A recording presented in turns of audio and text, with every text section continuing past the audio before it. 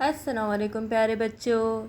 आज हम पढ़ेंगे नया हर्फ जीम। कौन सा हर्फ पढ़ेंगे?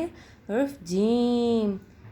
जीम से क्या क्या आता है? जीम से जूते, जीम से जहाज, जीम से जूते, जीम से जहाज।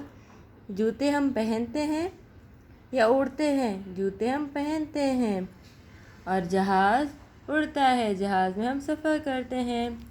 जीम के पेट में एक नुक्ता, जीम के पेट में एक नुक्ता। तो चलिए सीखते हैं जीम लिखना। नुक्ते से शुरू करेंगे, सीधा ऊपर आएंगे, सीधा फिर आएंगे नीचे, फिर गोल। इसके बनाएंगे पेट में अंदर बाउल, आगे ऊपर। जीम, जीम के पेट में एक नुक्ता, जीम से जूते, जीम से जहाज। चलिए फिर लिखते हैं। पहले करेंगे ट्रेस, नुक्ते से शुरू करेंगे, सीधा आएंगे, फिर नीचे गोल छोटा कुआं बनाएंगे, आगे लाइन पे। जीम के पेट में एक नुक्ता।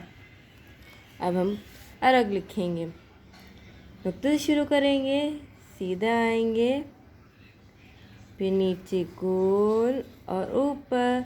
जीम के पेट में एक नुक्ता, जीम से जूते, जीम से जहाज, जीम से जूते, जीम से जहाज। जीम के पेट में एक नुक्ता, जीम के पेट में एक नुक्ता।